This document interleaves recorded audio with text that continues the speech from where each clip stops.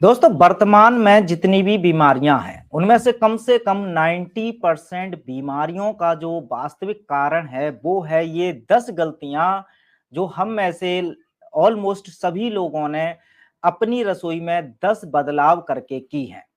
कौन कौन सी हैं ये गलतियां, कौन कौन सी ऐसी हमारे रसोई घर के बदलाव हैं जिनकी वजह से कम 95% से ज्यादा बीमारियों को न्योता मिला है।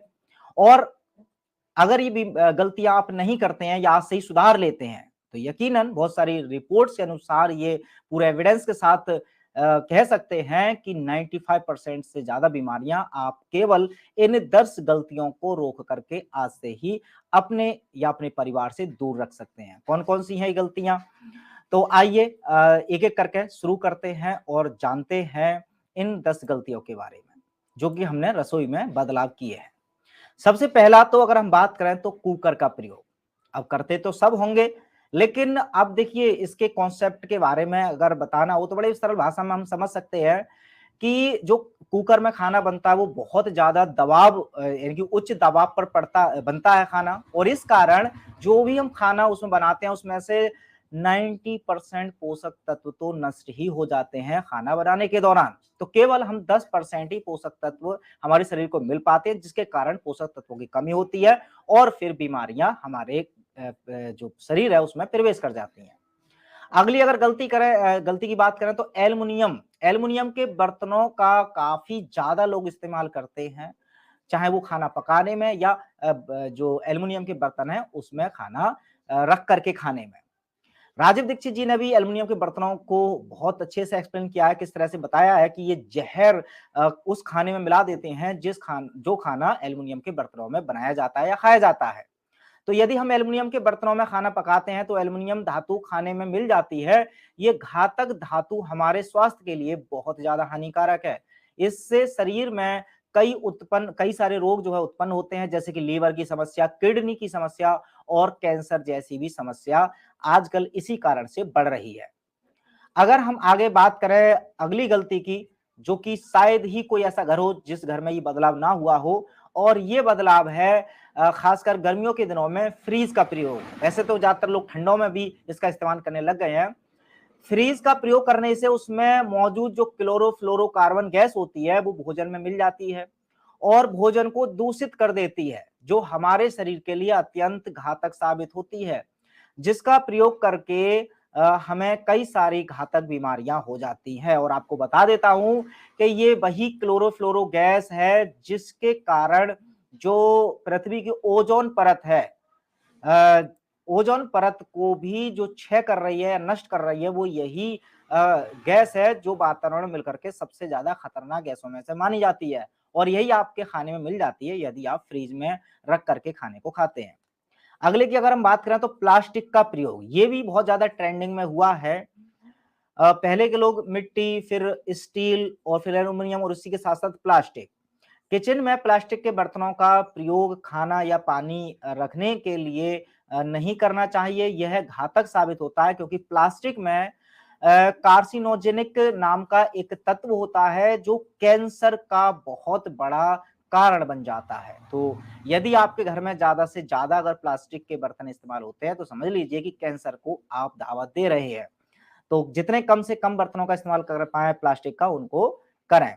उसके अलावा अगला जो हम बात करें प्लास्टिक के बर्तनों के अलावा माइक्रोवेव का भी प्रचलन काफी हो गया है। हम लोगों ने खाना बनाने के लिए माइक्रोवेव ओवन का प्रयोग करना शुरू कर दिया है, परंतु इसका प्रयोग घातक है क्योंकि इससे निकलने वाली जो रेडिएशन होती है वो हमारे खाने में मिली होती हैं और ये रेडिएशंस हमारे लिए बहुत ज्यादा खतरनाक साबित होती हैं। तो रेडिएशन के रूप में आप खाने में मिला करके एक प्रकार का जहर ले रहे हैं जो आगे आने वाले जीवन में आपको बहुत सारियां बीमारियां देता है। उसके अलावा अगर हम छठे की बात करें तो स्वास्थ्य मतलब जो स्वाद बढ़ाने वाले कुछ एलिमेंट्स होते हैं, स्वाद वर्धकों का प्रयोग आजकल काफी सारे लोग खासकर अपने बच्चों के लिए करते हैं कि बच्चे ज्यादा से ज्यादा खाना खा लें। उसके लिए उसका स्वाद बढ़ाने के लिए बहुत सारे, जैसे कि एक एग्जाम्पल तौर पर एमएसजी काफी प्रचलन में है, जिसको मोनोसोडियम ग्लूटामेट बोलते हैं।